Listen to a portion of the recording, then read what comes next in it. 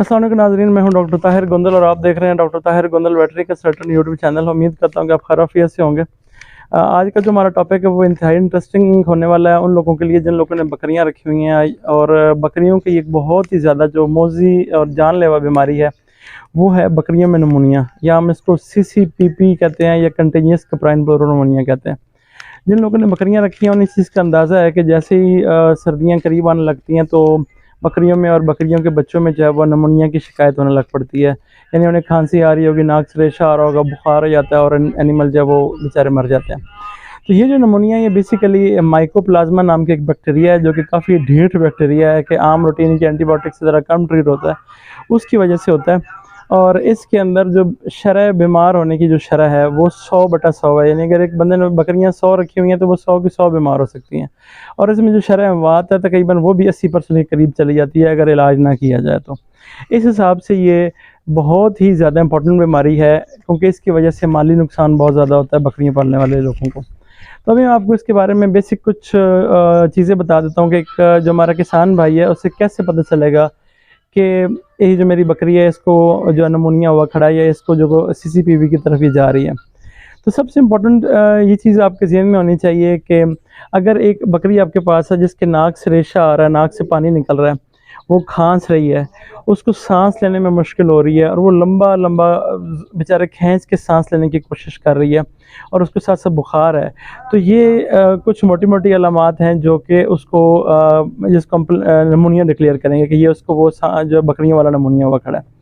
ये जो बकरियों वाला नमूनिया है ये फैलता, जिसका फैलाव आपको पता होना चाहिए कि ये हवा के थ्रू भी फैलता है।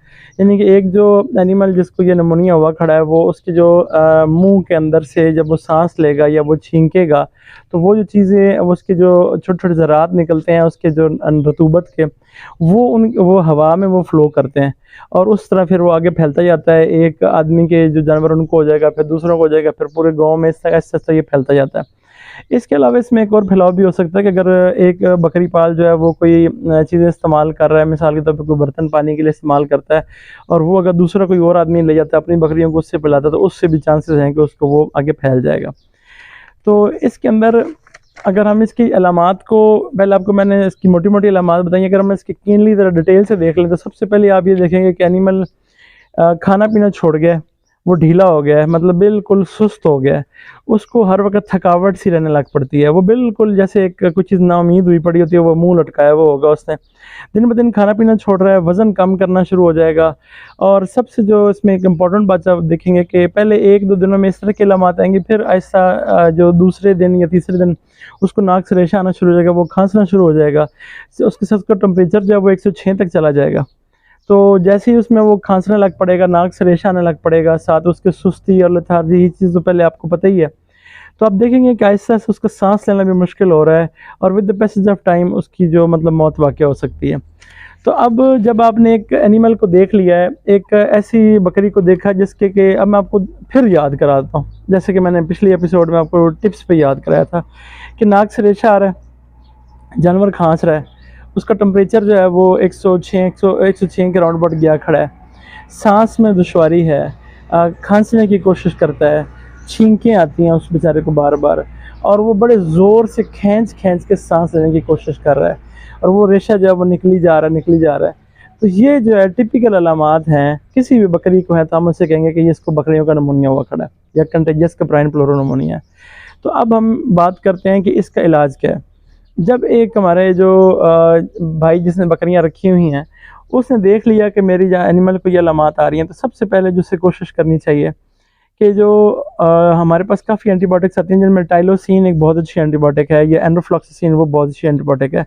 टाइलोसिन को प्रेफर करें कि वो इसको इस्तेमाल करें। एक जो सीसी है वो 10 किलो वज़न के लिए, यानी फॉर एग्जांपल अगर एक बकरी जो है वो 40 किलो की है तो आप उसको 4 सीसी लगाएं, 30 किलो की है तो 3 सीसी लगाएं। सबसे पहले आप कोशिश करें कि 5 से 7 दिन जो है ना आप उसको ये एंटीबायोटिक जो टाइलोसिन या अगर एंड्रोफ्लॉक्सासिन लगा रहे हैं तो वो इस्तेमाल करें, ये लाजमी है। ये आपने दिन में 1 दफ़ा रिपीट करते हैं और ये लगाते हैं। साथ उसको बुखार कंट्रोल करने के लिए कोई बुखार के लिए मेडिकेशन कोई भी लगा दें, कोई डिक्लोस्टार, डिक्लोफेनेक कोई चीज़ लगा दें। उसका टेम्परेचर कम होना चाहिए।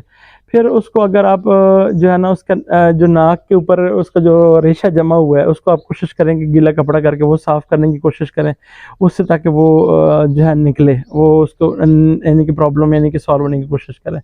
फिर कोशिश करें कि उसको जो सर्दी से बचाएं और बिल्कुल बंद कमरे में भी इसको ना रखें। फिर अगर आप चाहें तो उसको साथ थोड़ा सा गुड़ आप पीस उसको वो खाने को दे सकते हैं। उसके अलावा हमारे पास कई ऐसे ह्यूमन साइड पे जो खांसी की सिरप हैं, जो बलगम वाली खांसी के लिए होते हैं, वो अगर बकरी को आप तकरीबन 2-1 चम्मच जब वो दे सकते हैं, उससे क्या होगा कि उसका वो जो नाक का जो रतूबत निकल रही है वो उसमें आसानी होगी और उसको सांस लेने में आसानी होगी। फिर इसमें आप हमारे पास एक ब्रोमोहेक्सिन नाम की एक मेडिसिन आती है, वो एंड्रोफ्लॉक्सिन एंटीबायोटिक के साथ भी इकट्ठी आती है। वो आप इस्तेमाल कर सकते हैं, वो सांस की नालियों को खोलती है और ये जो रेशा जो बलगम सा बना होगा इसको निकलने में हेल्प करती है। अब और साथ आपने कोशिश ये करनी है कि उस जो बकरी है उसको आपने साथ कुछ नरम खाने को देना है, यानी कि आप प्रेफर करें कि उसको आप अलहदा कर लें। जैसे यानी कि एक एनिमल बीमार हुआ तो उसको आप अलहदा कर लें, बाकी हेल्दी एनिमल्स उसको जो खाने पीने वाले बर्तन हैं वो सारी चीज़ें अलहदा कर लें। पानी के लिए जो पीने वाले अलहदा, जो उसकी खुरली वगैरह चीज़ें वो सब अलहदा हो जाए, ताकि वो बाकियों को फैलने के चांसेस कम हो जाए। फैल तो जाएगी लेकिन चांसेस कम हो जाएंगे।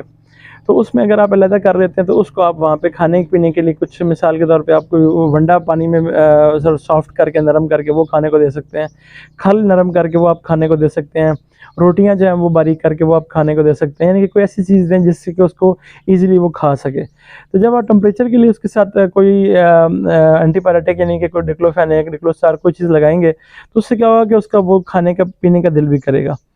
तो अगर आप ये इस प्रोटोकॉल फॉलो करेंगे और कोशिश करें कि उनको अलहदा कर लें, और सबसे इम्पॉर्टेंट जो चीज़ है मैं एंड पे आपको बताना चाह रहा हूँ कि इसको कंट्रोल कैसे किया जा सकता है। कंट्रोल करने के लिए आपको 2 काम करने होंगे कि एक तो आपको ये कि आप इसकी वैक्सीन करवाएं। ये इजीली अवेलेबल है, कंटेजियस कैप्राइन प्रोरोनिमोनिया या सीसीपीपी की वैक्सीन के नाम से मशहूर है। तो जो गवर्नमेंट सेक्टर पे जो हॉस्पिटल्स हैं वो आपको वो भी करके देते हैं, वो भी साल में वो करते हैं ताकि वो भी कंट्रोल रहे, वो भी 100% पॉपुलेशन को करके देते हैं। अगर आपकी वहाँ से नहीं हो रही तो आप प्राइवेट सेक्टर से भी ले सकते हैं। तो ये वैक्सीनेशन टॉप प्रायोरिटी है।